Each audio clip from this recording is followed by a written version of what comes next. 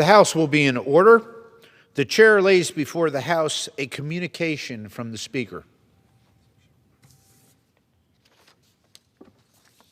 The Speaker's Rooms, Washington, D.C., June 25, 2026. I hereby appoint the Honorable Charles J. Chuck Fleischmann to act as Speaker pro tempore on this day. Signed, Mike Johnson, Speaker of the House of Representatives. The prayer will be offered by Chaplain Kibben. Would you pray with me? Sovereign God, you are a jealous God, and you demand our entire being and our full measure of devotion. While we may not consider as idols the things that compete for our time or which distract us from even the simplest awareness of your presence in our everyday moments, nonetheless, like gods in our lives, our desires have become more directive and your direction less desirable. Shine your light on those hidden affections that have, if we're honest with ourselves, overshadowed or even eclipsed our devotion to you.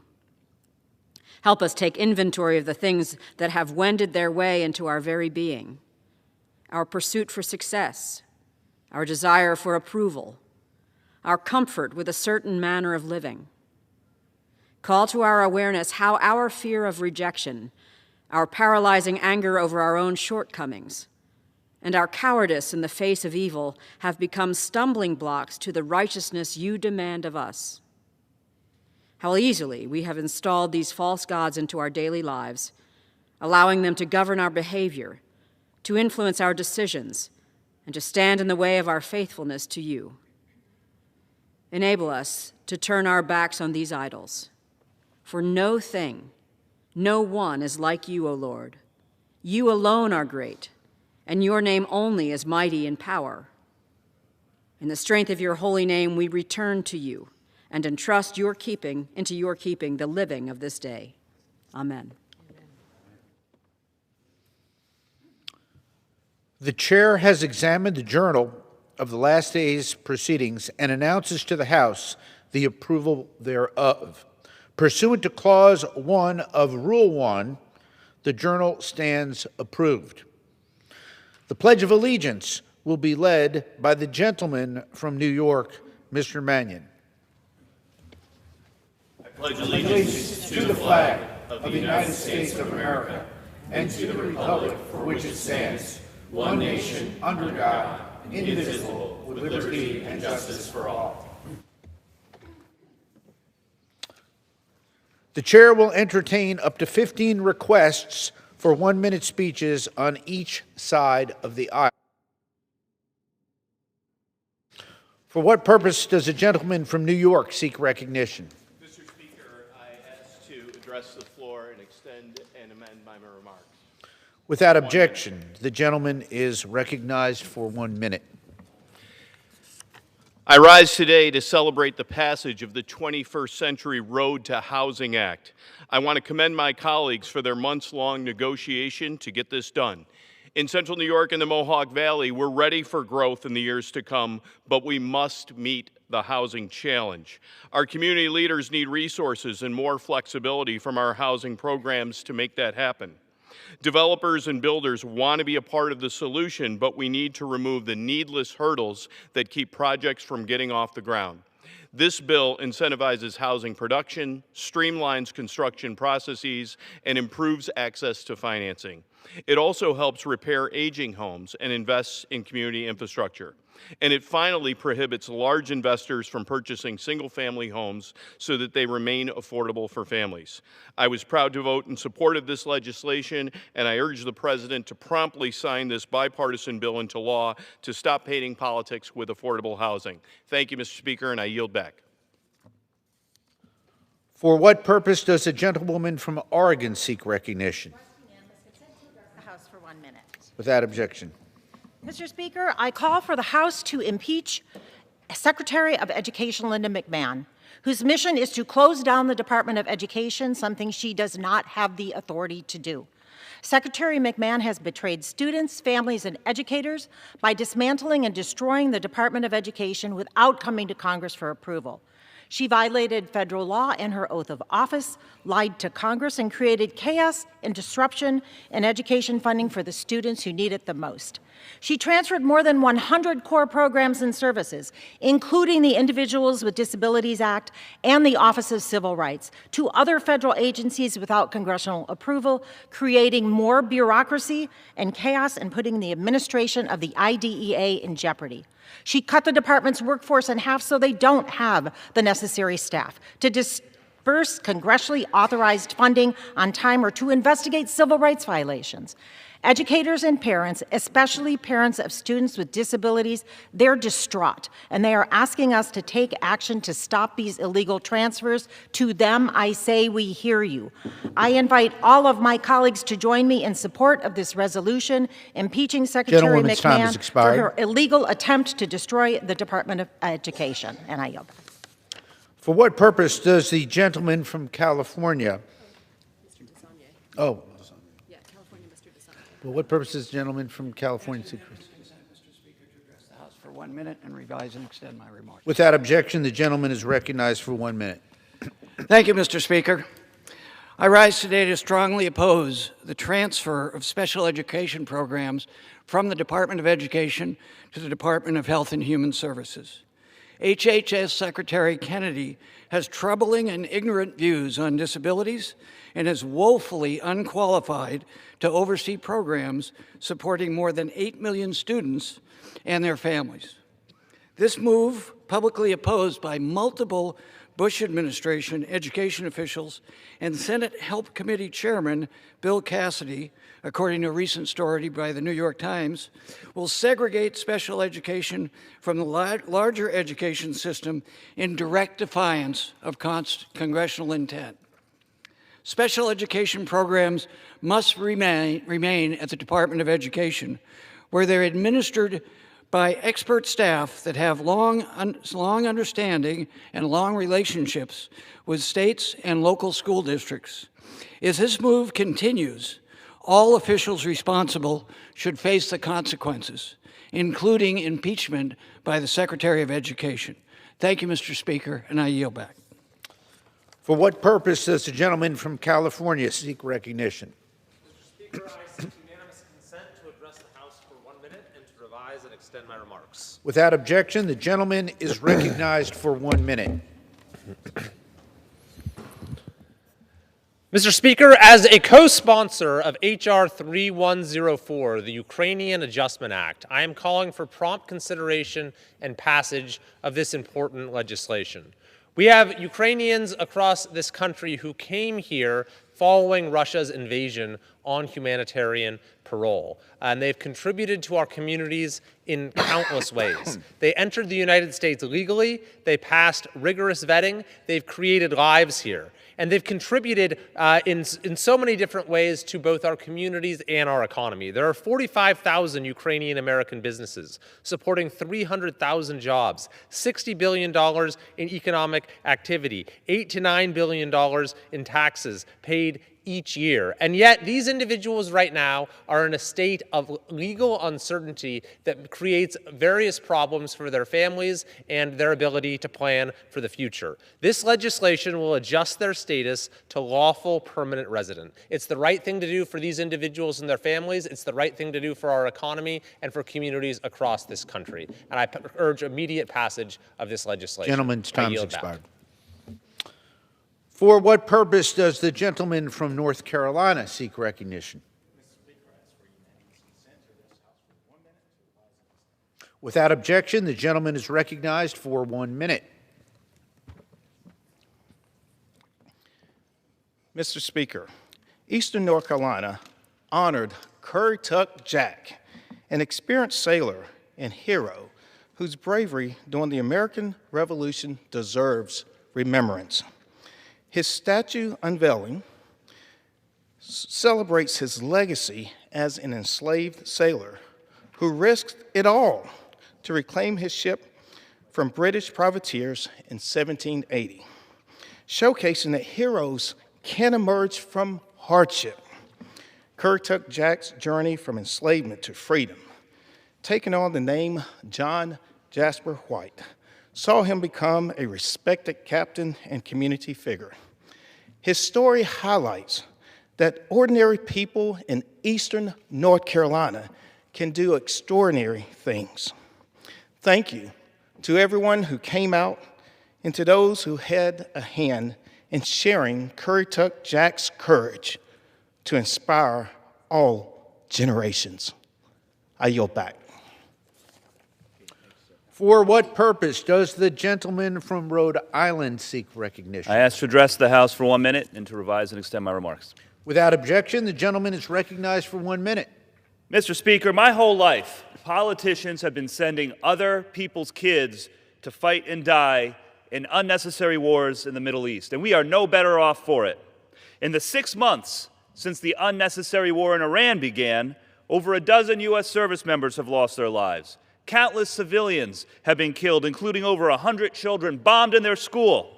Tens of billions of tax dollars wasted and gas prices through the roof. And what do we have to show for it? Iran still controls the strait. There are no guarantees for inspections of nuclear sites, no guarantees that Iran will stop funding terror. And that's no surprise because the president's negotiating team is made up of his relatives and his real estate buddies, not seasoned negotiators. So here's what we need to do. Put real negotiators at the table. Work with our allies instead of constantly insulting them. And then we, as a Congress, need to use our authority to prevent this president and any president from getting us into more unnecessary wars. The people have had enough. I yield back. For what purpose does the gentlewoman from California seek recognition? Mr. Speaker, I ask unanimous consent to address the House for 1 minute and revise and extend my remarks. Without objection, the gentlewoman is recognized for 1 minute.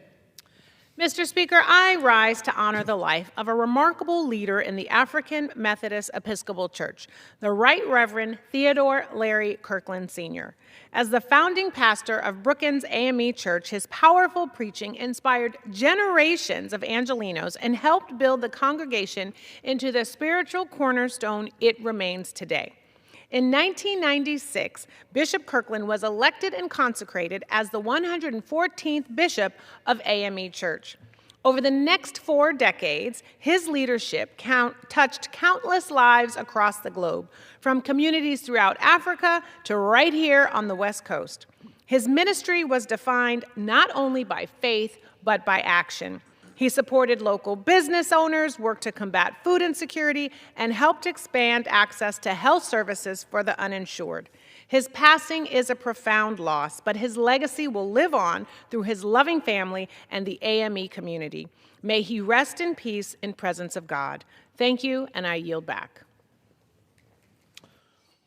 For what purpose does the gentleman from New York seek recognition? Mr. Speaker, I ask for unanimous consent to address the House for 1 minute and to revise and extend my remarks. Without objection, the gentleman is recognized for 1 minute. Thank you, Mr. Speaker.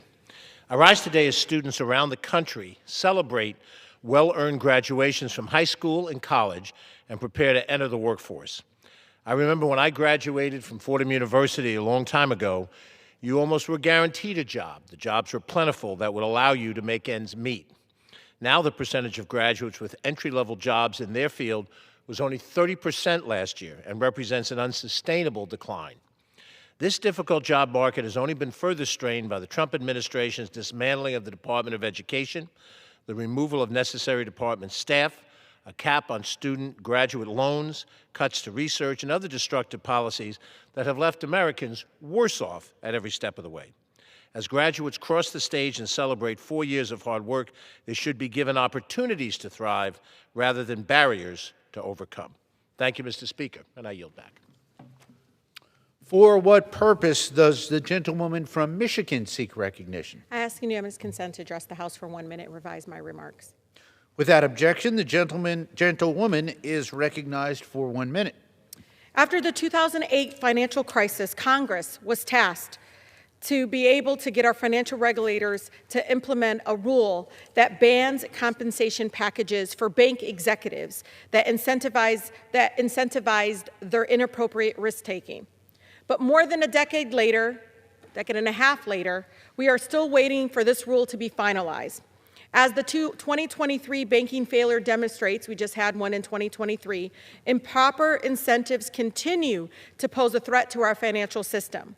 That's why I'm proud to be able to introduce the Bank Failure Accountability Act. It requires large financial institutions to set aside a portion of executive compensation to be paid out absent misconduct or a firm failure, after a period of between 2 to 8 years, depending on the size of the institution.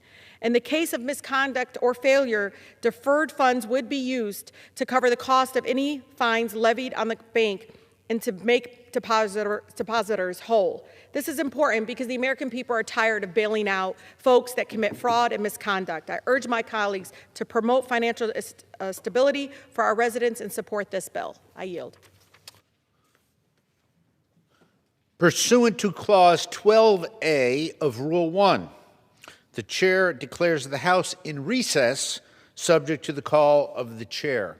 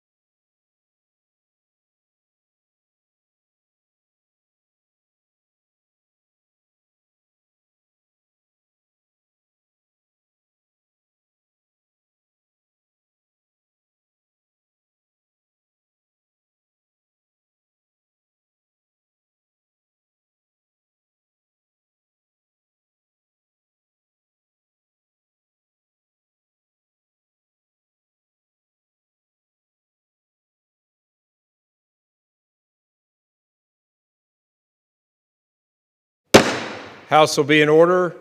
Pursuant to Clause 8 of Rule 20, the unfinished business is on the question of suspending the rules and passing H.R. 2478 as amended. Clerk will report the title. Union Calendar Number 313, H.R. 2478, a bill to amend the Investment Company Act of 1940 to postpone the date of payment or satisfaction upon redemption of certain securities in the case of the financial exploitation of specified adults and for other purposes.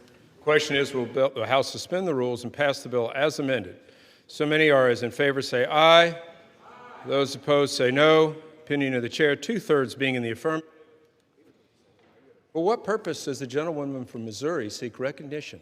Mr. Speaker, I request the yeas and the nays. Yeas and nays are requested. Those favoring a vote by the yeas and nays will arise, sufficient number having arisen. The yeas and nays are now ordered. Members will record their votes by electronic device. This is a 15-minute vote.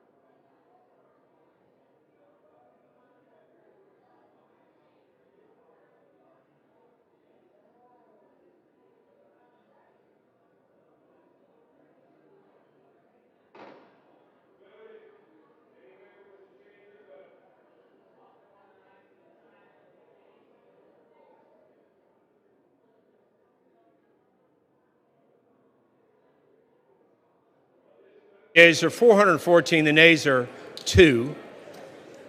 Two-thirds being in the affirmative, the rules are suspended. The bill is passed. Without objection, the motion to reconsider laid upon the table. For what purpose does the gentleman from Florida seek recognition? Mr. Speaker, I ask unanimous consent that when the House adjourns today, it adjourn to meet on Monday. Again, next, when it shall convene at noon for morning hour debate at 2 p.m. for legislative business. Without objection. Thank you, sir. Thank you. For what purpose does the gentleman from Maryland seek recognition? Mr. Speaker, I hereby remove my name as co-sponsor of H Resolution 1110. Gentleman's request is accepted.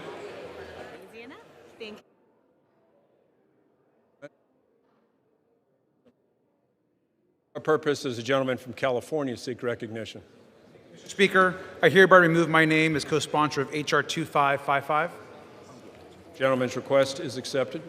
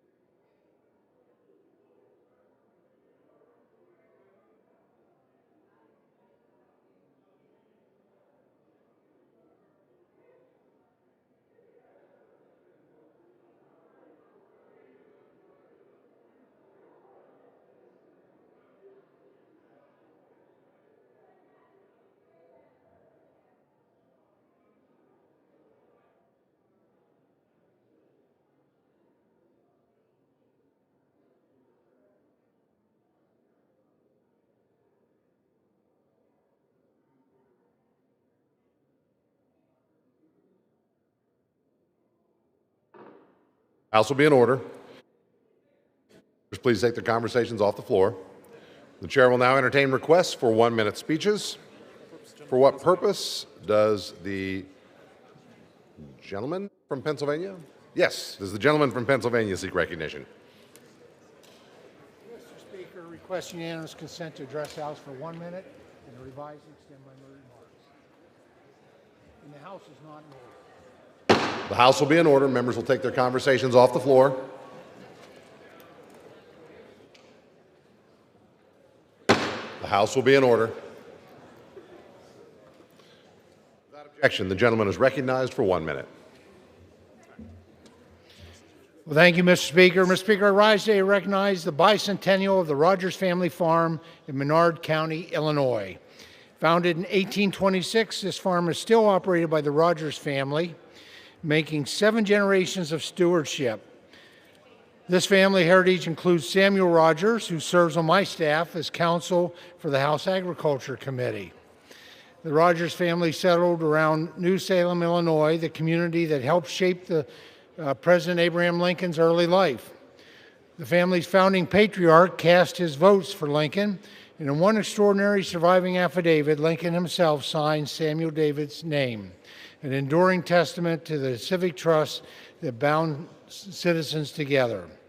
Frontier families like the Rogers didn't just build farms, they built schools, townships, church communities, and civic networks that helped form the ground for Lincoln's political identity and the principles of the modern Republican Party.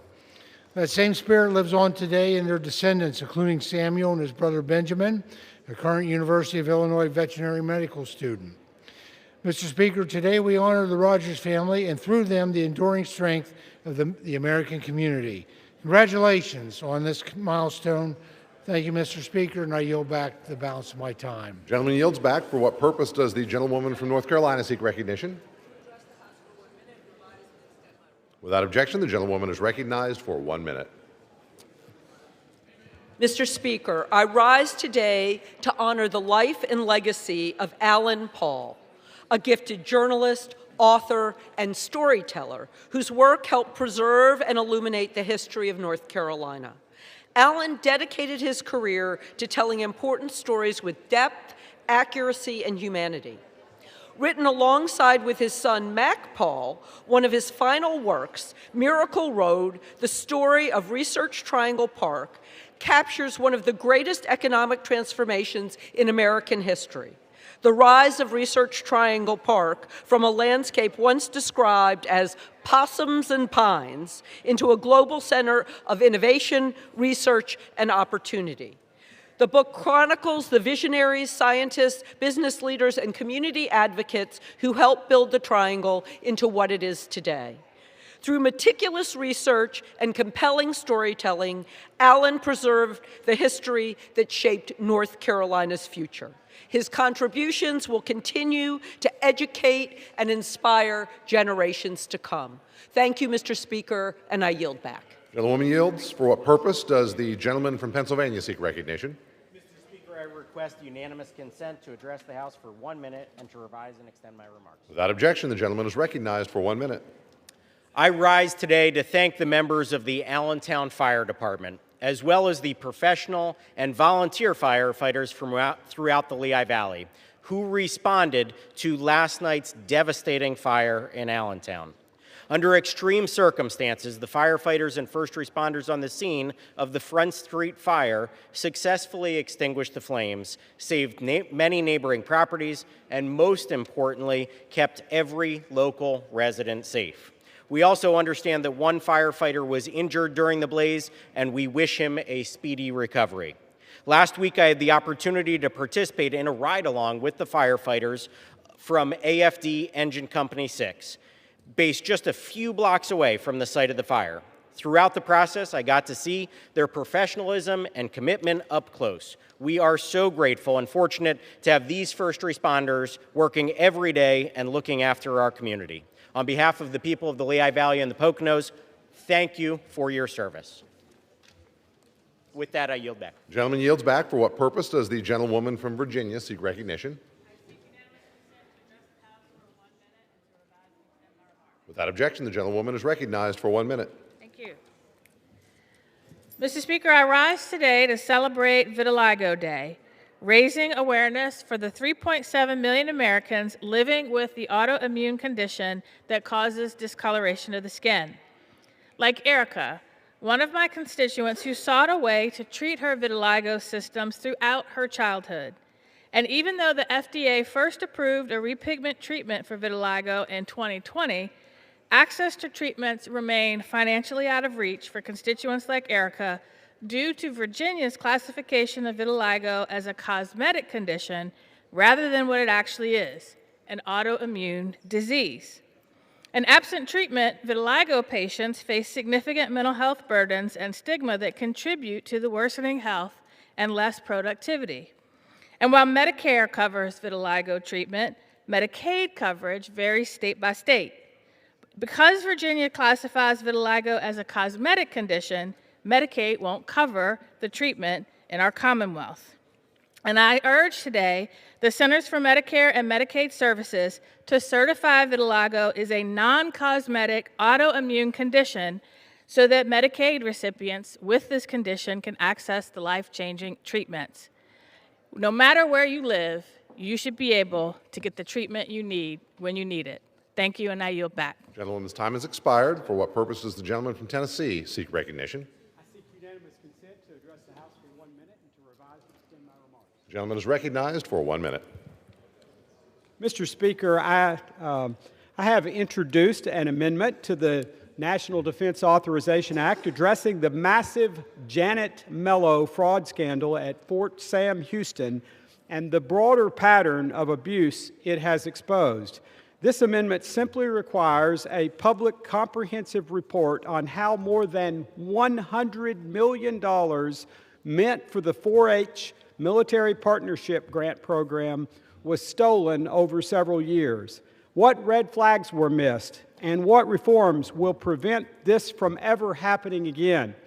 It has already passed the House twice, most recently by a vote of 430 to 3, only to be stripped out by the Senate in their infinite wisdom, for reasons known only to the Almighty. Meanwhile, yet another Fort Sam Houston official has been charged with stealing over $500,000 from Army family programs. I urge the Rules Committee to make my amendment in order for the third year, and I yield back the balance of my time. Gentleman yields back. For what purpose does the gentleman from Illinois seek recognition? Without objection, the gentleman is recognized for 1 minute. Happy summer. It's time to fire up the grill, fire up the air conditioner, book some road trips if you can afford to fuel them. Because since Donald Trump's election, gasoline prices have skyrocketed, household energy bills are up by as much as 18%, and in response to this, the president said, quote, "I don't think about America's financial situation." Now, that is more than just a psychotic lack of empathy, because he also said, when oil prices go up, we make a lot of money. Who is we in this situation? In the words of Chris Rock, it ain't us. But it's par for the course in a White House that has always put the interests of oil and gas producers ahead of consumers. So I've got this crazy idea. What if we actually put forth an energy policy that unambiguously put consumers first, that always prioritize the most reliable, lowest cost sources of energy, even if that came at the expense of oil company profits? That is exactly what Congressman Levin and I have put forward in our Energy Bills Relief Act, which is up to 158 co-sponsors in this House, because your bills are too high, our bills are too high, and it is long past time for us to do something about it. I yield back. Gentleman's time has expired. For what purpose does the gentleman from North Carolina seek recognition? Unanimous consent to address House for 1 minute, revising send my remarks. Without objection, the gentleman is recognized for 1 minute. Mr. Speaker, I rise today to congratulate the Carolina Hurricanes on bringing the Stanley Cup back home to North Carolina. On June 14th, there was a storm surge for the ages. After 20 years, our guys once again showed the hockey world what hard work, pure grit, and teamwork are able to accomplish. Led by head coach Rod Brindamore, who captained the Hurricanes' first championship team in 2006, this group of guys put together one of the most dominant playoff runs in recent memory. From Jordan Stahl to Sebastian Aho to every player, coach, trainer, and member of the organization, this championship belongs to all of them. But it also belongs to the Caniacs, to the fans who packed the Lenovo Center, who waved their towels, and who stood behind this team through all the highs and the lows. This victory is yours too. Mr. Speaker, the Hurricanes represent more than just a hockey team. Through their support of children and families of our service members and first responders, they have become part of the communities across North Carolina.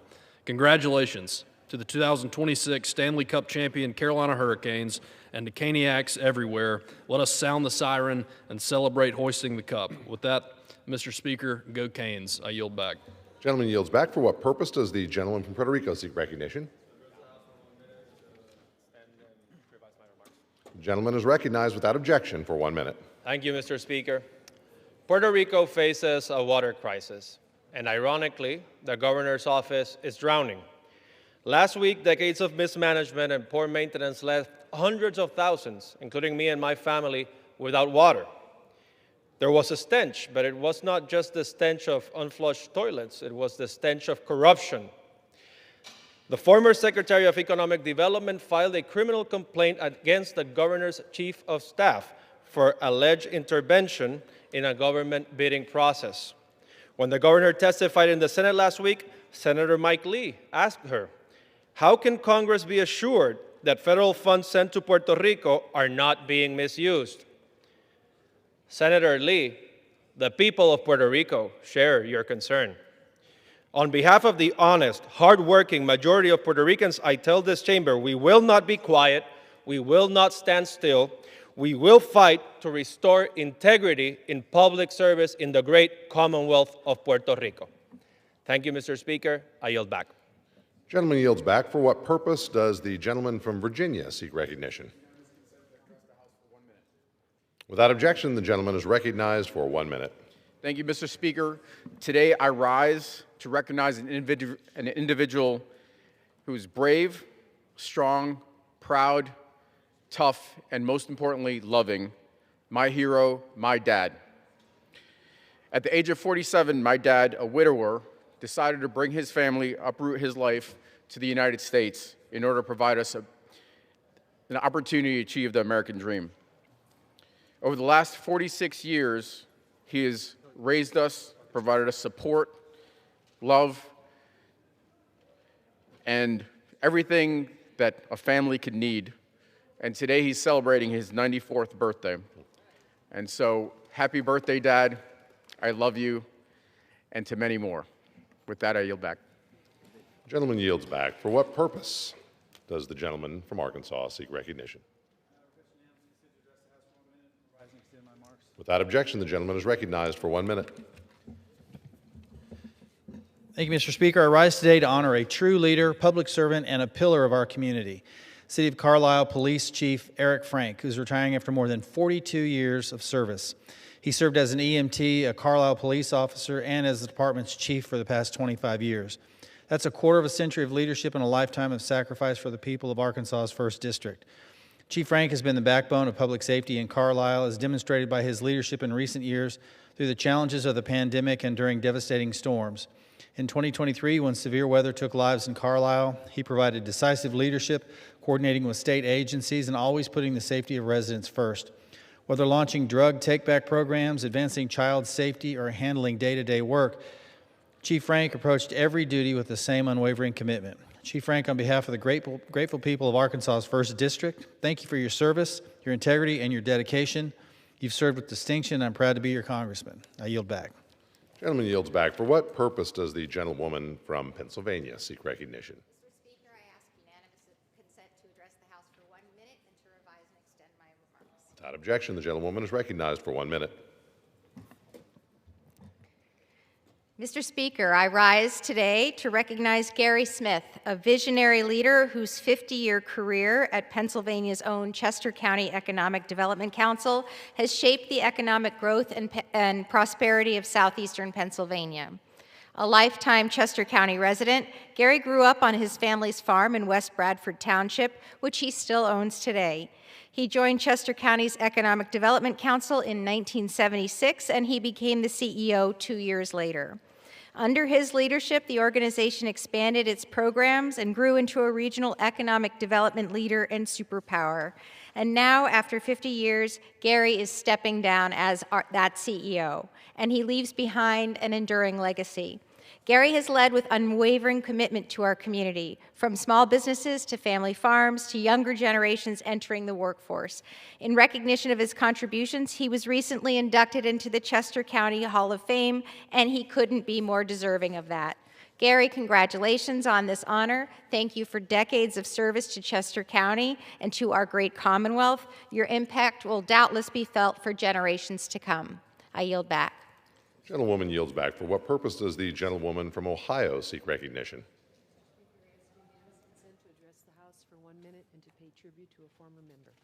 Without objection, the gentlewoman is recognized for 1 minute.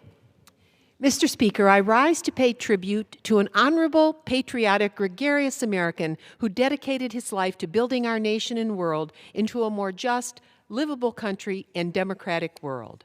This past weekend, former New Jersey Congressman Frank Guarini passed away at the ripe age of 101 years old, just 2 months shy of attaining his 102nd birthday. Frank was an American patriot, World War II decorated Pacific Navy veteran, successful lawyer, and business leader. His milestone life included service in this House from 1979 to 1993. Hailing from Jersey City, New Jersey, Frank, like his father before him, distinguished himself as an honorable, extraordinary citizen, a champion swimmer, and World War II Navy combat veteran with 3 battle stars of the Pacific Campaign. He rose to the rank of lieutenant in the U.S. Navy. He served as a distinguished probing member of the Ways and Means Committee, specializing in international trade and fair taxation. Continuing to pursue business and philanthropic interests until his passing, he endowed his alma mater, Dartmouth College's School of International Relations, St. Peter's College, New York School of Law, as well as John Cabot University in Italy and the Italian-American Foundation, and countless and endless works of goodwill toward others. I send our heartfelt prayers and deepest condolences to his sister Caroline, nephew Peter, niece Carol, many cousins, countless friends, loved ones around the world, and his beloved Jersey City community to which he dedicated his being. May Frank's constructive, honorable life inspire future leaders in the generations to come. Mr. Speaker, I ask for a moment of silence in his memory.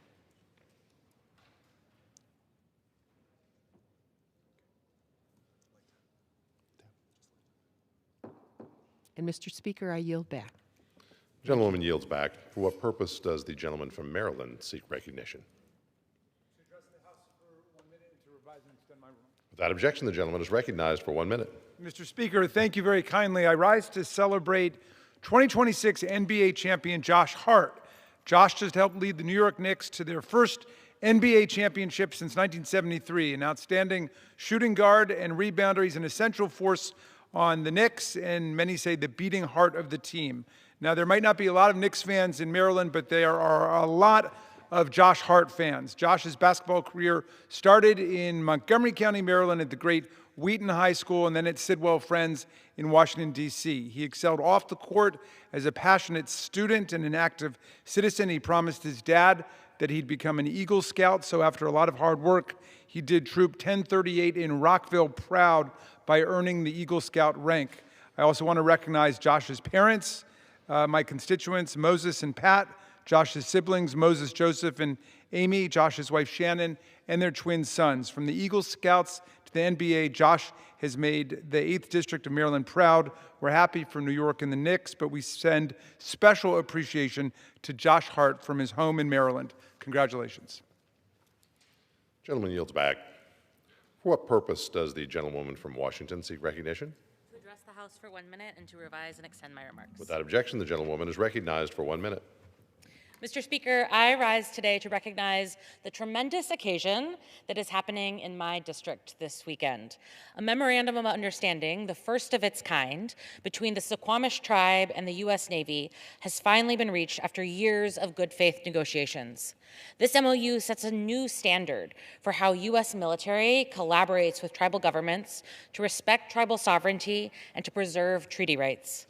The Suquamish tribe has stewarded the lands and waters of the Salish Sea, or the Puget Sound, since time immemorial, and have been gracious neighbors to the Puget Sound Naval Shipyard and the U.S. Navy's Intermediate Maintenance Facility in Bremerton. The shared waterway includes tribal fishing grounds and shellfish beds, and this MOU will compensate the tribal members for the access that will be impacted during the construction of the Navy's proposed multi-mission dry dock. The Shipyard Infrastructure Optimization Program and its M2D2 project is a once-in-a-century investment to modernize 4 aging naval shipyards into new modern facilities that will serve our nation into the future. In my district alone, there are 12 federally recognized tribes who often neighbor our 4 DoD installations, and this serves as a model not only for Washington State, but the nation. I commend the Navy and the Suquamish tribe for their years of leadership and perseverance in reaching this historic agreement. I yield. Gentleman's time has expired. For what purpose does the gentlewoman from California seek recognition? Without objection, the gentlewoman is recognized for 1 minute.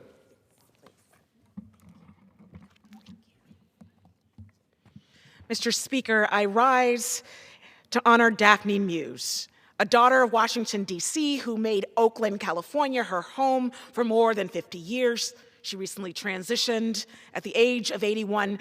Daphne was a mother, a mentor, an intellectual, an avid disability rights advocate, a writer and keeper of Black letters. She helped to run the Drum and Spear bookstore here in Washington, D.C., a legendary store here in the Capitol. And for the crime of selling books to Black folks in the civil rights movement, J. Edgar Hoover's FBI placed her under surveillance. She answered her life's work by gathering more than 22,000 letters and papers documenting Black life across the diaspora. At Mills College, she served as a leader and she mentored countless young women and gave her heart to the education of girls and women. I was one of the beneficiaries of her love and her brilliance. Oakland, California raised a giant, Mr. Speaker. May her name be in remembrance always. And I yield back. Gentlewoman yields back. For what purpose does the gentleman from California seek recognition? Without objection, the gentleman is recognized for 1 minute. Mr. Speaker, the progressive movement is winning across the country, from the heart of New York to Michigan to Maine. The people are saying no to foreign wars, and they're saying no to genocide in Gaza.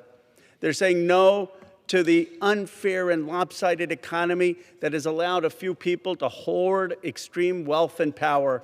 And they're saying yes to Medicare for all, to unions for all, to child care for all, to making sure that we have a housing guarantee for kids by the time they're 35 if they work hard. Now, some of the oligarchs don't like it. Elon Musk has been threatening to sue me or jail me, but I'll tell you what, they should judge us by those who are attacking us. We will not be intimidated. We stand for transforming this country for the working class over the billionaire class. Thank you, Mr. Speaker. Gentleman's time has expired. Under the Speaker's announced policy of January 3rd, 2025, the gentleman from Texas, Mr. Green, is recognized for 60 minutes as the designee of the Minority Leader. Thank you, Mr. Speaker. Mr. Speaker, and still I rise, and still I rise. Unbought, unbossed, unelected, liberated Democrat. And I rise today, Mr. Speaker, notwithstanding the fact that I have been censured by this House. Censured, but not silenced. And I rise today, Mr. Speaker, because the housing crisis that we confront has taken on a new dimension. I am in full support of the 21st Century Road to Housing Act, full support of it. Many others are. But I rise today to announce that this is now the Trump housing crisis.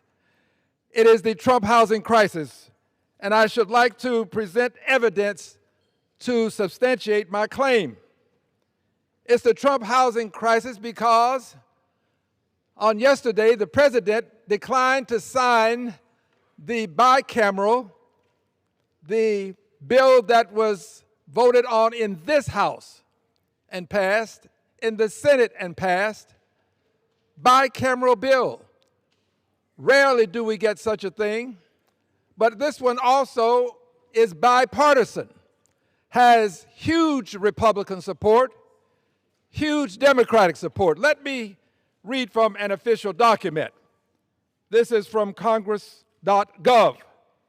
The indication here is that this piece of legislation had 191 Democrats to vote for it, 166 Republicans to vote for it, total of 358 for the legislation. That is the 21st Century Road to Housing Act. In the United States Senate, it had 85 yeas, only 5 nays. In the United States Senate, overwhelming support. The kind of support that would cause people to come to the floor of the House of Representatives as they did. I was here, came to the floor of this House of Representatives, and many persons on both sides of the aisle talked about the collegiality, perhaps not using that exact word, but the collegiality. Talked about how this was one of the rare moments when we have received this bipartisan, bicameral support for a piece of legislation, a great piece of legislation, I might add. A piece of legislation that was a long time in the making. A piece of legislation that this House passed and the Senate passed, as I've indicated before, by large margins. But I heard persons stand here at this podium and at that podium and at the podium in the well and proclaim that this piece of legislation was indicative of what we can do when we work together. The symbiosis that was created by Democrats and Republicans working together.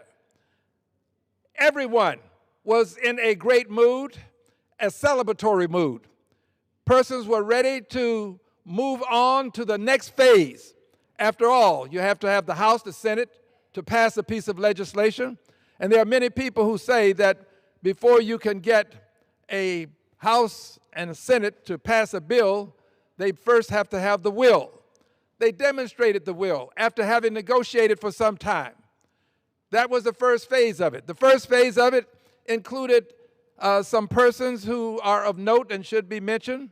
The Honorable Maxine Waters should be mentioned. She and the Honorable Elizabeth Warren, the two of them, They worked together to bring this to fruition. They worked together after a chasm had erupted as it relates to the bill. There was a chasm that many thought would be impossible to scan, but I called them the W's. The W's, Waters, and the Honorable Maxine Waters, I always say that because I have such great respect for her, and the Honorable Elizabeth Warren, the Honorable Elizabeth Warren, I have great respect for her. They were able to expand this chasm and make this difference. I would also mention that in the Senate, it had bipartisan support because the majority leader and the leader of the Senate, the majority leader and the minority, they both signed off on it. This was something that took great work to accomplish. And I would also add this, it took people who were experienced. This is one of those times when experience with legislation made a difference. I'm not sure that a neophyte could pull off what they were able to accomplish. And I'm very proud to say that I support what they've done. I support the bill. So we were all set. Everybody was prepared for the signing ceremony. It was going to be a celebratory time. And everyone prepared to receive an indication that the president was going to sign it at the White House. I think everyone was. I was, surely, prepared for this. And the president, in his own way, indicated that no, it would not be signed at the White House. The president said that he would come to this Capitol and he would sign it here. And of course, the Speaker, in preparation for the president's arrival, decided to do all of the things to make sure that we had the proper pomp and circumstance available to the President of the United States. Well, everything was set. The flags were in place. The table was arranged. People were notified. And everyone was prepared for the signing of the legislation saving the president. The president sent a message indicating that he would not, N-O-T, would not sign this piece of legislation. The president indicated that he would not sign it and had some things to say about it that were not flattering. He diminished the magnitude of the legislation. He went on to indicate that this was not something that he thought was appropriate. I don't know what his rationale was. It never comes through clearly because the president contradicts himself in the sentence where he makes any given statement at any given time. So I have no ideas of what that was all about. But I do know this. When he decided not to sign the legislation, when he decided that he would literally allow it to just linger in limbo, I suppose, when he decided to do this, he then took on the housing crisis. The housing crisis is now that of the President of the United States. It belongs to the President of the United States. He decided that he would not sign legislation that is much needed in this country, legislation that can make a difference in the lives of people in the country, and he's putting petty politics above a piece of legislation that can make a profound difference. Petty politics above a profound difference that can be made by him, but only affixing his signature to a piece of historic legislation, landmark legislation in my world. Well, when he decided that he wouldn't do it, here's what he also decided. He decided that he was not going to concern himself with the many people who cannot afford a home right now. Many people cannot afford a home. Affordability is a problem. It is a crisis. The president is well aware of this. He either knows or should know that this is a part of the solution, this bill, and he's not given a clear rationale for why he wouldn't sign it, but he took on the notion that people who cannot acquire a home, that this is now a problem for him to have to resolve in some other way, I suppose. I doubt that he'll figure out a way to do it. But he's not supporting those people who are in need of a home.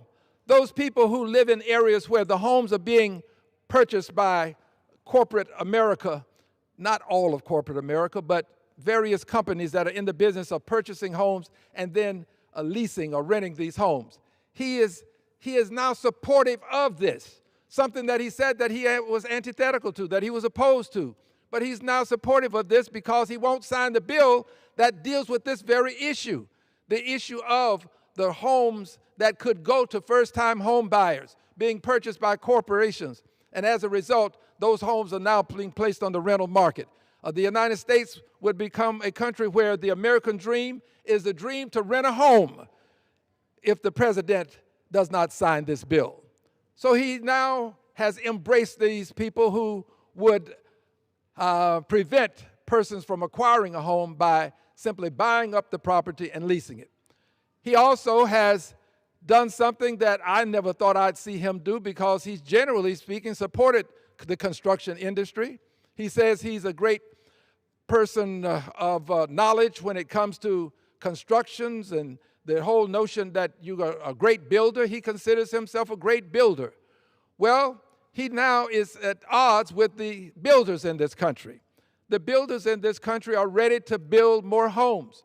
This bill would allow them that opportunity because it eliminates a lot of the red tape. I've had the builders to come to me and tell me about the red tape that they encounter when they are attempting to build a home on a piece of property.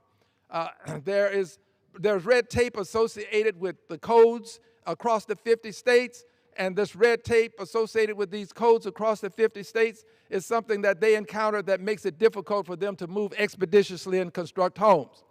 Well, this piece of legislation deals with this notion that 50 states are going to have 50 different means of getting something done.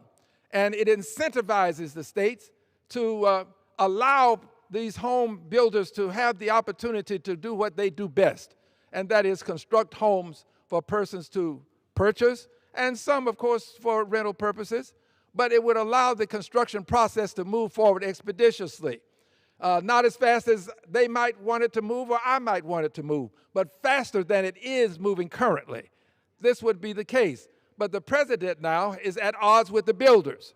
He's at odds with those who want to buy homes. He's at odds with those who would like to build homes because he won't sign the bill that will make it easier for the builders to do what they do and for persons who desire to purchase homes for the first time to have the opportunity to do so. The president is going to find himself helping persons who would like to avoid seeing this whole process develop because somehow they believe that if this process develops, it will somehow hurt them politically. I don't see that. But the president seems to be siding with them, and he is, in fact, not only siding with them, he's making it possible for the bill not to pass because not to go become law because he won't sign the bill. He won't sign it into law. So he's siding with people who, for political reasons, simply believe that this bill is politically unacceptable for reasons that have not been explained. So, Mr. President, here's also something that's important for you to consider. If you pass the bill by virtue of signing it and placing it into law, you have an opportunity to vote on its final passage because you have a vote in this process. So if your vote is ratified by your signature, if you do this, then people will have more jobs.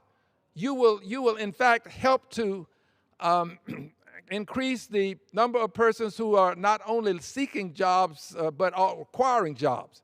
Those people will be able to get jobs. You can't build millions of homes and not have these contractors and builders acquire additional personnel to help facilitate the work that has to be done.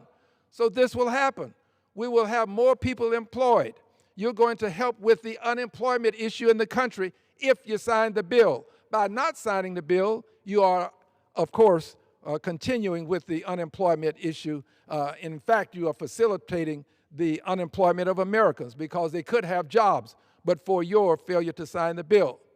Your failure to sign the bill then would cause persons not to be able to sell some of the things that would be in a home if it is constructed. For example, you've built a home, you're going to have carpet in many of them. Well, the people who sell carpet, they will not have the opportunity to prosper even more because of these millions of homes. The people who will sell the washers and the dryers and the drapes, they will not have the opportunity to prosper as a result of your not signing the bill. And the people who build the homes will also make these homes a place such that persons will acquire equity for the future. These home builders are building places that allow equity to be acquired by the home purchasers. This equity is something that can be used for many reasons, many things. It can be used to help a child go to college. The equity can be used in an emergency, some family emergency. Your equity in a home can be there for you. But it can also be the means by which you can pass on wealth to the next generation. That wealth that you could pass on to the next generation is something that helps them get a start, a leg up in life, if you will. This won't happen if we don't sign the bill. And Mr. President, you can sign this bill and help those who would have the opportunity to acquire equity, help those who are in the marketplace selling the various pieces of paraphernalia, the various things that are necessary to have a home develop into the place that you consider livable, the washers, the dryers, all of these things. You're also going to prevent people from literally having the roof over their heads and a place that they can settle in and not find themselves moving about from one place to another, a place to call home. Also, if you would sign the bill, Mr. President, you will find that this will give the country the opportunity to move forward away from this housing crisis and do some of the other things that are very important for us in the country. There are things that can be done, but this bill itself was something that took up an inordinate amount of time. We would be free of having to deal with it, and we can deal with implementation. This bill also, Mr. President, would allow persons who suffer from natural disasters, their homes are damaged, the roofs are torn. I've seen it in many cases. When Katrina came through, I saw the damage that it did. I've seen the damage that Harvey did. This bill would help persons when they are confronting these natural disasters and they're suffering as a result of harm having been done to their property. This bill would help them because the bill has within it the Reforming Disaster Recovery Act, something that I'm proud to say I am a sponsor of.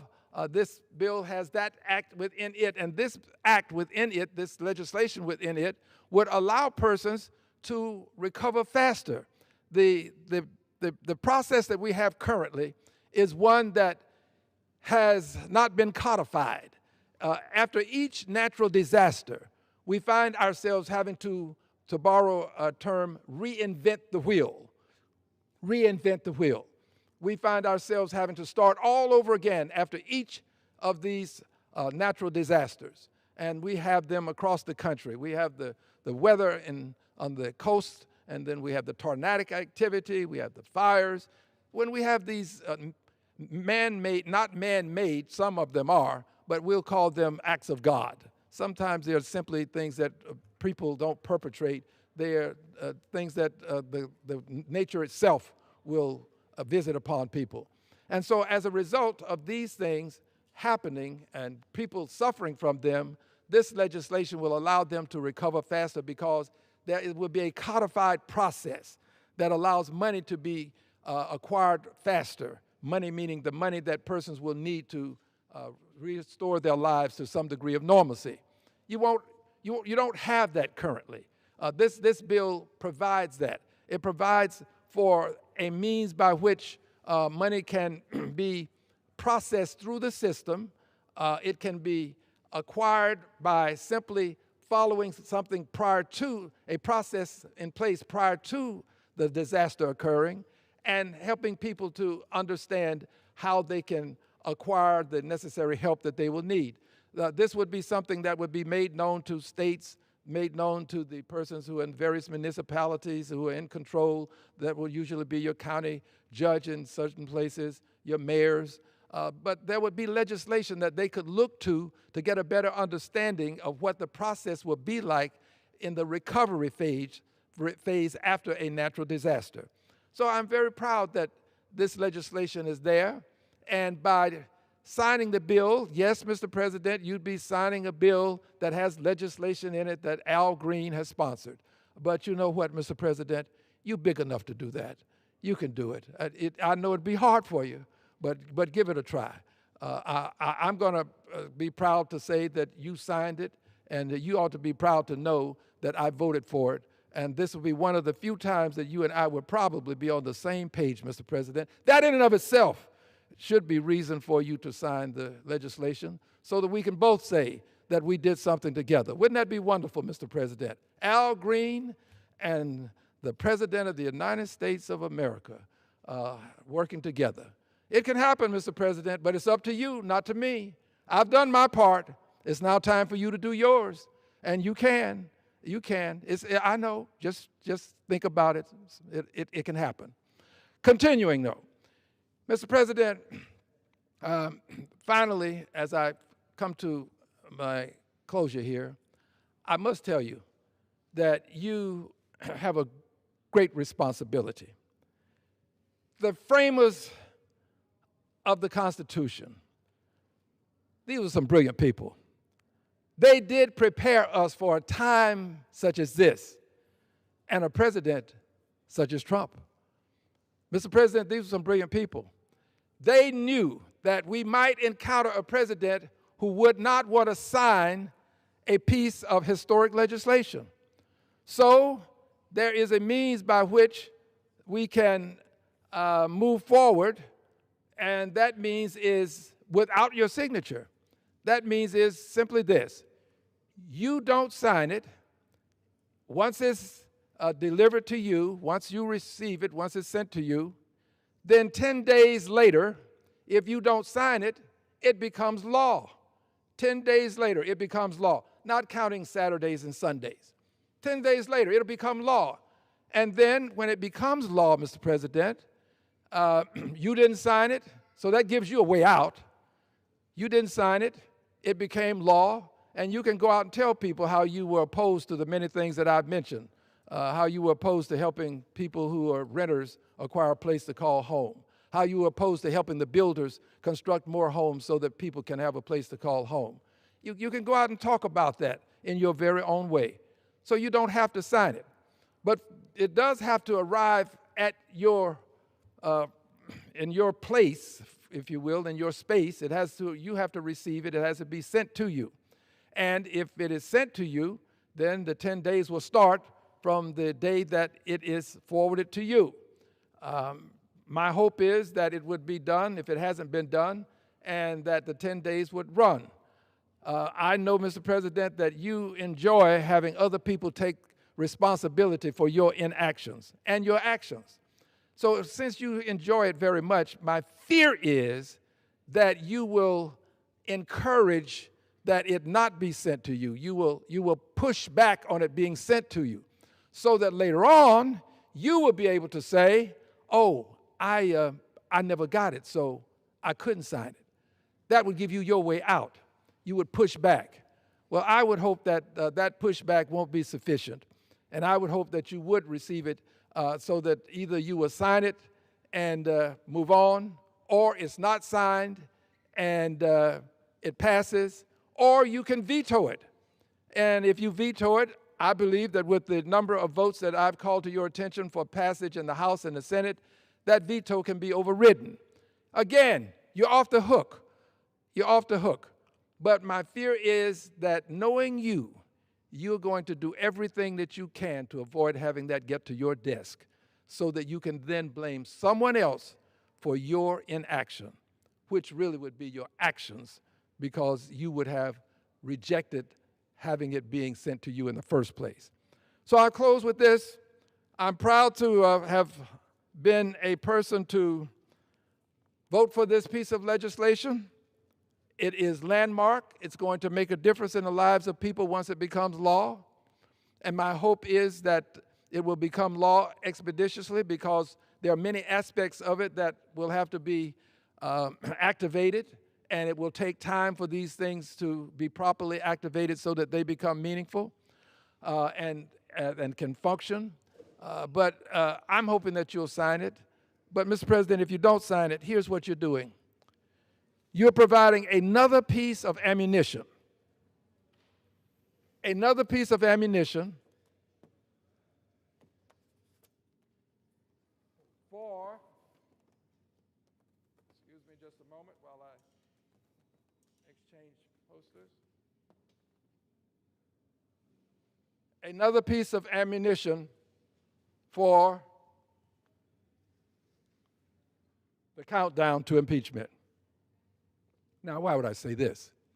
Because, Mr. President, you've angered a good many senators, a good many of them who might have considered other things will give some consideration to this word, impeachment. Impeachment starts in the House. It's the Senate that will vote to determine whether you are a person who should be actually convicted of the charge. The House acts as sort of a grand jury, not the same, but similar to. And you've caused a lot of people in the House, Mr. President, who are going to give consideration to this word.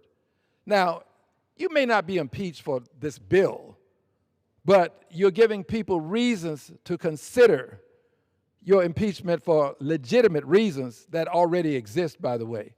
For legitimate reasons, you should be impeached already. But you haven't been.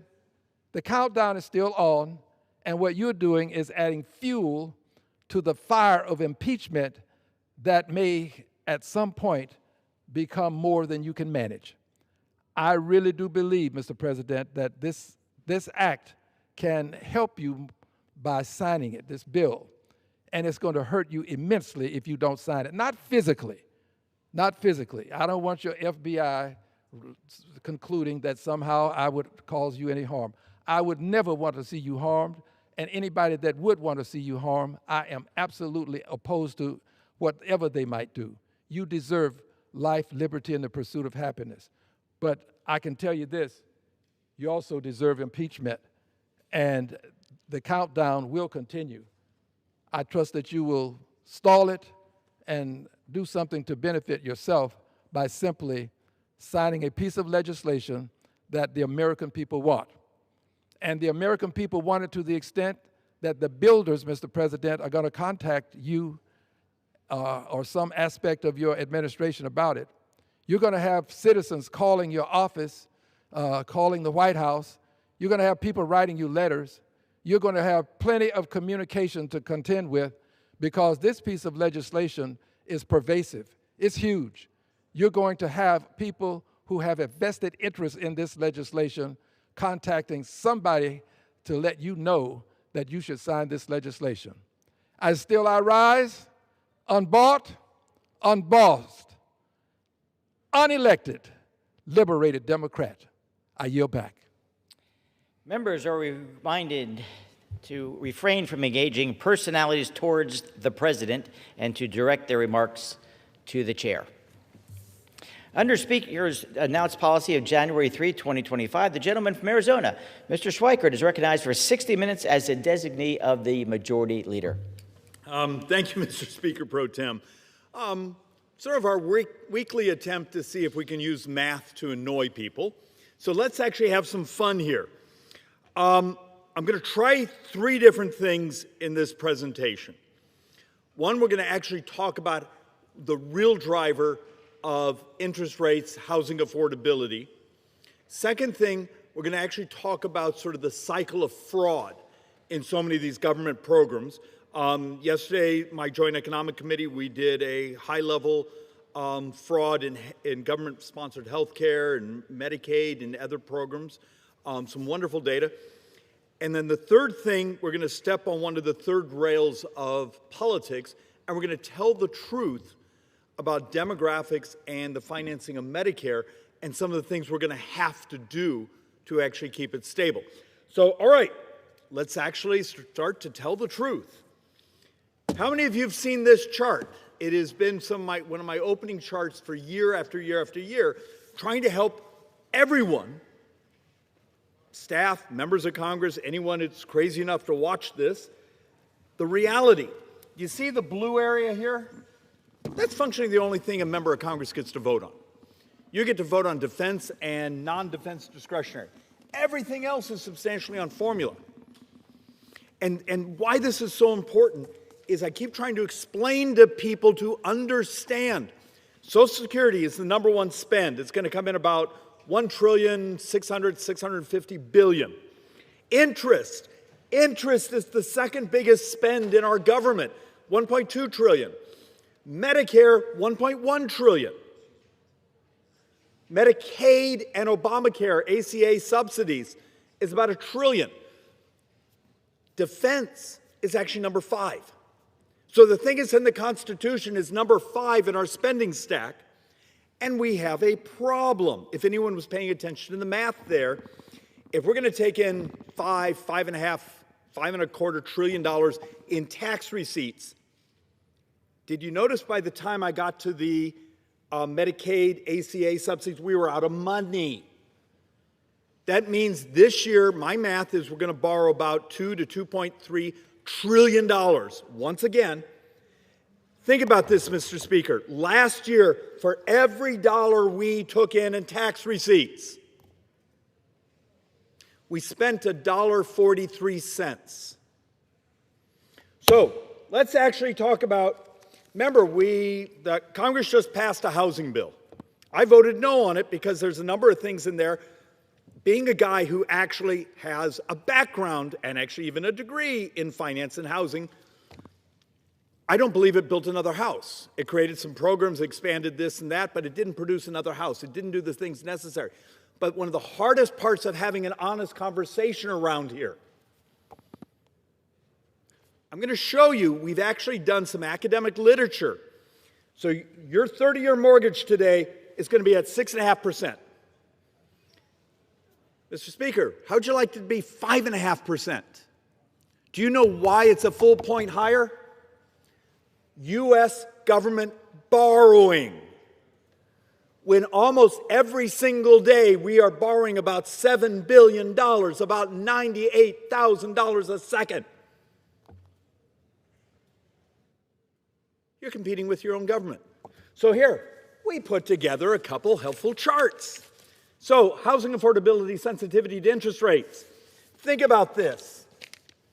If we were at 5.5%, and this is sort of using what would be a mean mortgage size in my community, Tempe, Scottsdale, your house payment would be $2,828. Add in that extra 1% of higher interest rates because we borrowed so damn much money. It's not $2,800, it's $3,100 a month. That premium that you're paying is an object of our borrowing. Did you hear a single discussion around this place saying, hey, if we're going to talk about housing affordability, maybe we could actually convince the debt markets we're going to stabilize our borrowing? Instead, every data point we have, it gets dramatically worse over the next 10 years. And it's the thing we're not allowed to tell the truth about, Mr. Speaker. We got a problem. Some of the math says next year we will have fewer under 18 than we had 20 years ago. But we'll have double the number 65 and up. I'll be one of them. And if you look around somewhere here, I think my 4-year-old is running around. Yes, my little boy turns 4 today. I'm 64 years old, and I have a 4-year-old and a 10-year-old. And a wife my age, because we're either really optimistic about the future or we did really bad retirement planning. But look, this is just math. And I've tried presenting this another time, and people, members of Congress, get mad at me because the hallways here are full of people who are showing up in our offices right now demanding more money. So let's actually have a little fun here. Household cost impacts of legislative fiscal policy. Cumulative legislative contributions since 2015. Okay, what the hell does that mean? It basically is saying if you and I go back to 2015 and had 30-year mortgages, just the amount of borrowing the federal government does has made that 30-year mortgage $76,000 more over that 30-year time. That's what a single point of interest on an average loan in my part of the country. So what's the likelihood that we're going to convince our brothers and sisters here that we're going to borrow less money? And the frustrating thing is you and I will go home and we'll have a town hall or meetings and this and that, and the public will turn to us and say, it's all waste and fraud. I'm going to show you the slides. Waste and fraud is a big deal, but it's a sliver. Our problem is our government functionally is an insurance company with an army. And we're terrified to tell the truth about it. So let's actually have some fun here. I'm going to hand that to you. So let's actually try to understand where the real mismanagement of spending is. You have more spending and leakage. What is leakage? I would argue leakage is what we in the Joint Economic Committee have identified over and over when we've written a piece of legislation poorly, or the lawyers or CMS or the Treasury have actually designed it where the smart lawyers out there find ways to exploit it. We've done entire presentations here on something called Medicare Part C, Medicare Advantage. 55% of our brothers and sisters on Medicare use this managed care model. There's something in there called risk scoring. There's something called a MedPAC report. It's about that thick. We write it, we get it every year. No one bothers to read it. And it basically says, hey, members of Congress, there's 150 billion a year in what we would define as leakage, where these insurance companies are able to come in and score grandma as being sicker, and therefore they get risk scoring, additional cash. Well, that extra spending means we have to raise our borrowing. You understand the problem? I just showed you our borrowing is raising your interest rates. We get over here and higher interest rates cause us a real problem because we make everything less affordable. And now interest is the second biggest expense in our government. And some of the models actually say in a decade, interest will be our number one expenditure. Look, when you have almost a $40 trillion debt.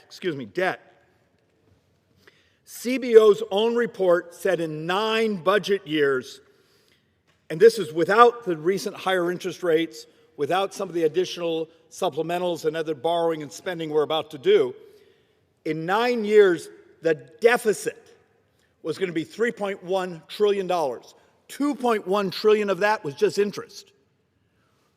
$1 trillion was actually the structural deficit. Yeah, hey, we're spending too much money. And over here was 2.1, it was just interest. And there it becomes the fragility. I love that fancy word. Fragility means small movements of interest going up. And it's a technical economic term, Mr. Speaker. It means we're screwed. The reality of it is there's this whole concept. I've done presentation after presentation after presentation about it. It's called interest rate fragility.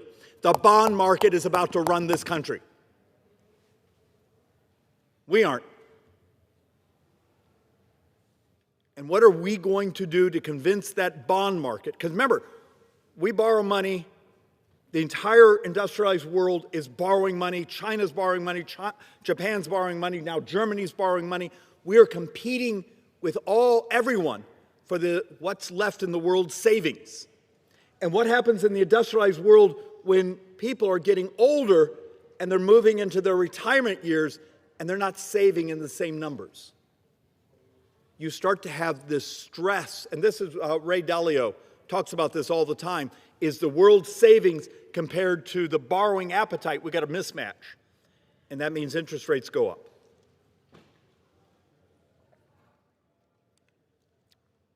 So let's actually start to dig through some of the perversities we identified in our joint economic hearing yesterday, talking about where's some of the leakage in programs we've designed. This isn't and some of it is. This isn't some foreign national sneak into the country, set up a scam. Some of this is, we wrote a law and we just did a really crappy job writing it. So, high New York caregiver pays. So, Medicare actually has a program where states can set up a program where it's visiting. So you can have your child, your cousin, your sister visit you on your Medicare or Medicaid. We actually have states like New York where the caregiver salaries, just these people who are coming and visiting you, are 50 grand. Well, what happens if I come to you and say, over the last 5 years, this program in New York City was the #1 job creator? And you start to actually look at what's happening by categories. So federal outlays by major categories. We're going to go bounce back and forth to try to make the point that it's how we've designed policy. You start to see 2011, you actually start to see where the leakage was. Here we are, 2026, and we're spending $7.449 billion. But do you understand the problem? Our tax receipts are only going to be about 5.5, if we're lucky. The rest of this ends up being borrowed. So let's actually do the board that actually annoys most people here when we get behind these microphones and say, it's waste and fraud. We can balance the budget if we just got rid of that. We can make a difference. But our best estimate, government fraud is almost 7% of the spending. Think of that. We calculated at 6.9% of our spending. Did I mention a little while ago that last year for every dollar we took in, we spent $1.43? This is a hell of a lot of money, but it's 7%. You're going to help me find the other, almost 35% we need? And that's actually structural. That's how we've designed programs. We've created incentives to basically exploit the system, not help people get healthier, not do the most efficient things, but the most profitable things. And then armies of lobbyists are all up and down these hallways to stop us from fixing this. Once again, Mr. Speaker, our best estimates, fraud in the federal government, if you do everything, it's under 7%.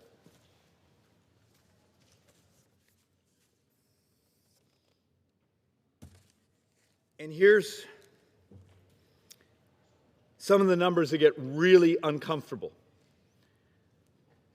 Large share of Medicare spending on age 65. So this is the distribution, just so you understand. We calculate in over the next 6 years, Medicare spending will double. We'll basically go from $1 trillion last year to $2 trillion, okay, per year. And it's not a conspiracy, it's not Republican, it's not Democrat, just we got older and baby boomers are moving in to the higher utilization year of their health care benefits. So, but I've had this question over and over, well, what about all the people that aren't 65? Well, look, you have some of this population over here, renal failure, other certain categories where you're able to enroll in Medicare. But it's still a very small population. The majority, 82% of the population in Medicare, 65 and up, it's an earned benefit.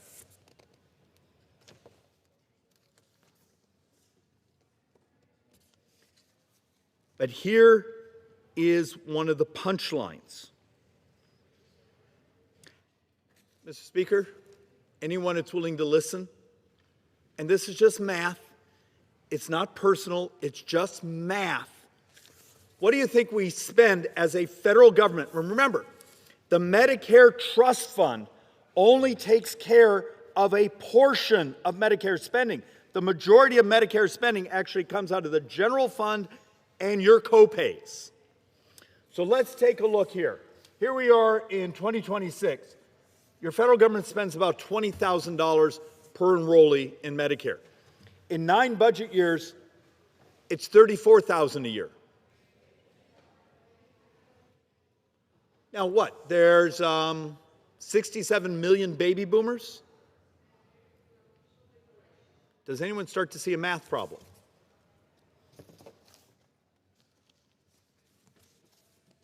Medicare spending on 65 and up will accelerate, and this acceleration is just demographics.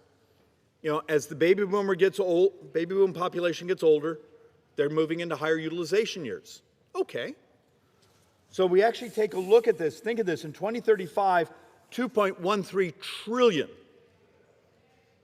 So 9 budget years, over $2 trillion will just be the Medicare budget. Now you start to see, when I talk about that the debt is substantially demographics.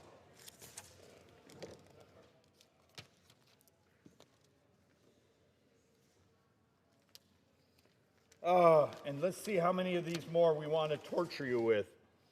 Medicare spending will continue to expand. Look, this year it's 4%, a little over 4% of GDP. Nine budget years, it's over 5.6% of GDP. Do you remember how we in the House, the Budget Committee, the Treasury, we all talked about, we want to get down to 3% borrowing, 3% of the entire economy. Okay, that's great. If you add up everything, including the borrowing from the trust funds, this year, we're right now getting close to 7% of the entire economy is being borrowed. Anyone see the irony? In a few years, just Medicare is borrowing is taking 5.6% of the entire economy just for that one program. All right. Let's see what else we can do here that actually drives people a little bit insane.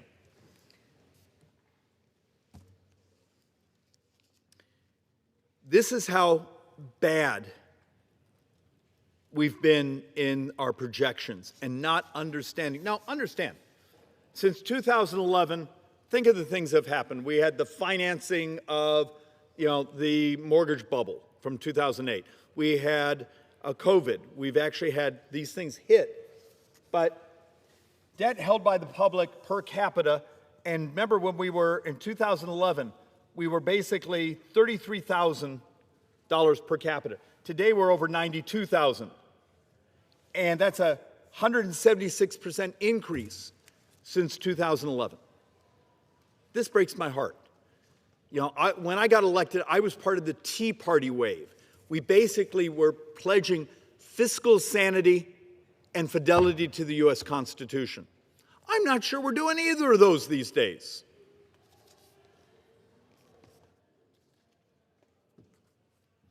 So, when I'm showing you those charts,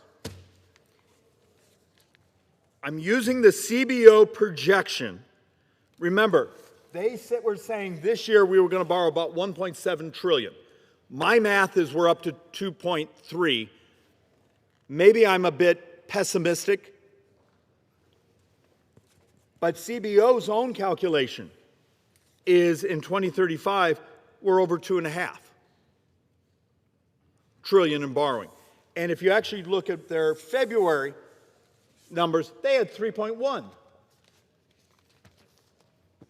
Okay, let's see if we can make some of this make sense.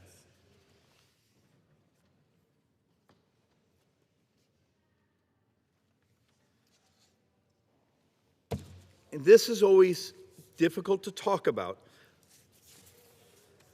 And what I'm arguing for is we as policymakers, what can we adopt? What can we do? I've done entire presentations here week after week after week of here's ways we can get rid of duplicative MRIs, X-rays, ultrasounds, CT scans, and put those scans on your device so when you go to your next doctor, it's there, so we get rid of the duplicates. And we think that could be as much as $35 billion in a year, $350 billion over 10.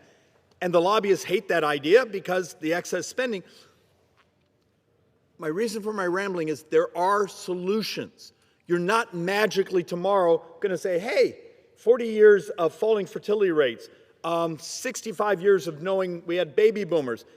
The demographics aren't magically going to change. What are we about to do to grow productivity so fast that we can make up for a country that's now at zero population growth?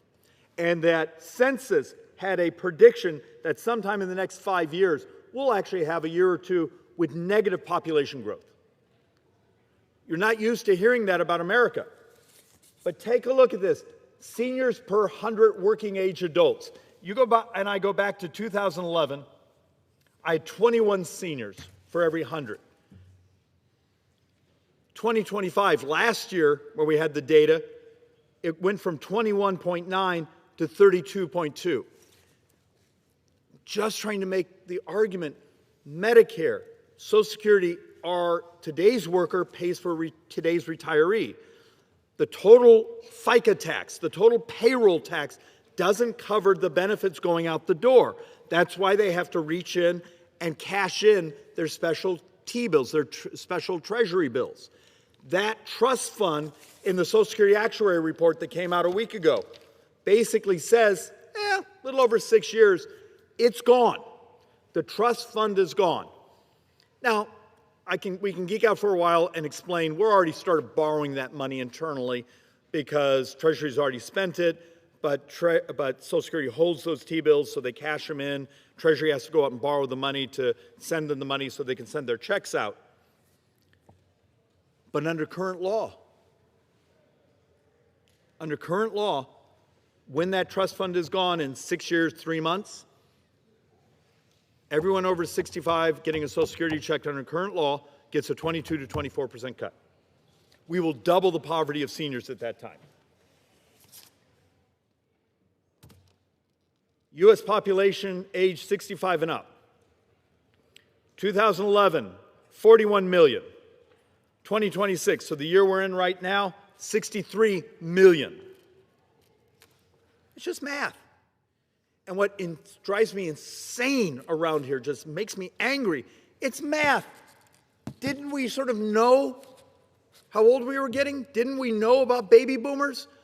In, God, heaven, in the early 80s, I remember sitting in a statistics class, and the professor at that time, she was talking about this, and that's 40 years ago. Forgive me, Matthew. Daddy.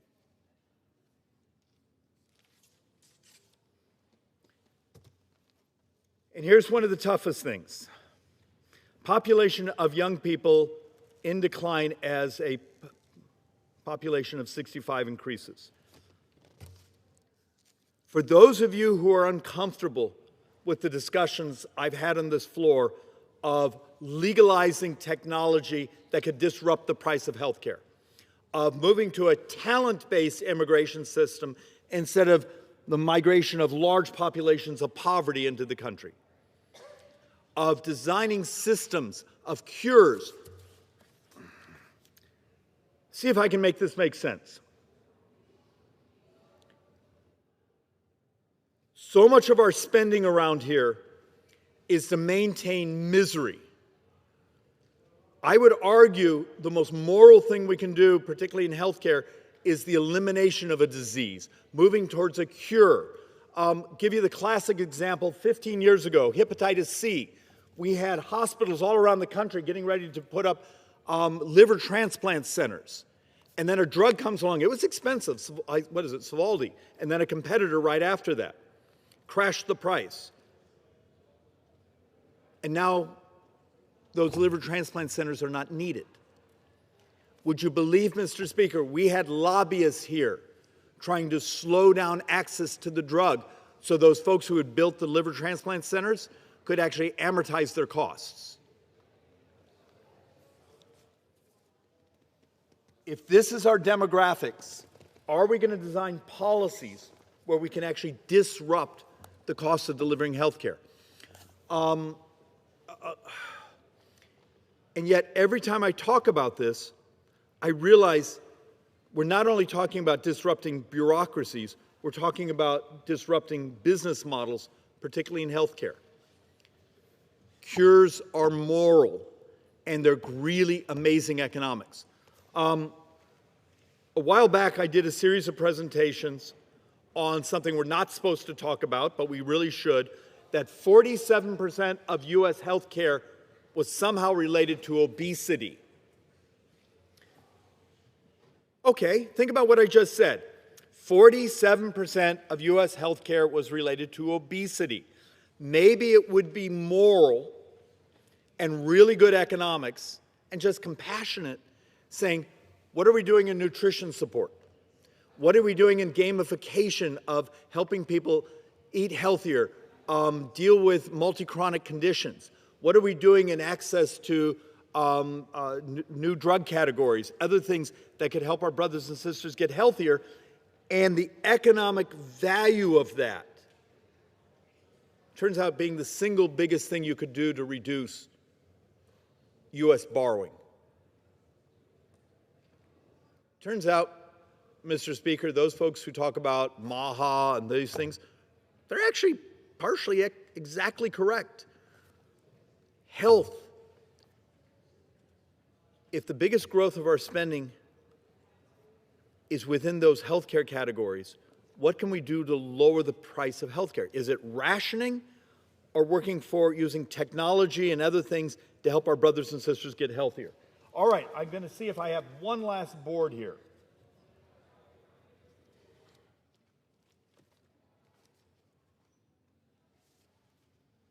All right, apparently we didn't print it. Mr. Speaker, we basically just ran through sort of three categories. U.S. debt is raising the cost for all of you. You are paying higher interest rates on your credit card and your mortgage, your car loan, because the insatiable appetite of the federal government. And let's be honest, the insatiable appetite of borrowing from the federal government is because our public actually demands it. They want things. They don't want to be told no. Number two, we talked about waste and fraud and how real it is, but it's structural in so many of our programs, and it's a profit model for many of those who use these programs. But even then, it's still under 7%. And third thing, the reality of what we are as a country. It's demographics. We have a lack of young people. We're getting older. We have a whole bunch of benefits that we are obligated to because we made promises. We made a societal contract. I can give you a path that we keep our promises, Mr. Speaker, but every day we refuse to deal with the reality of the math. It makes it that much harder to protect the future. And the little boy that's sitting behind me, he turned 4 years old today. The math says if you use the 6% generational discount rate, which is reasonable in today's world, we need 104% of his lifetime earnings just to pay the pensions of the federal government. Is this really what we decided we're going to do to our kids and our grandkids? Because it's what we've done. With that, I yield back, Mr. Speaker. The question is on the motion to adjourn. Oh, does the gentleman have a motion? Mr. Speaker, I move that the House stand adjourned. The question is on the motion to adjourn. Those in favor say aye. Aye. Those opposed, no. The ayes have it. The motion is adopted. Accordingly, the House stands adjourned until noon on Monday next for morning hour debate.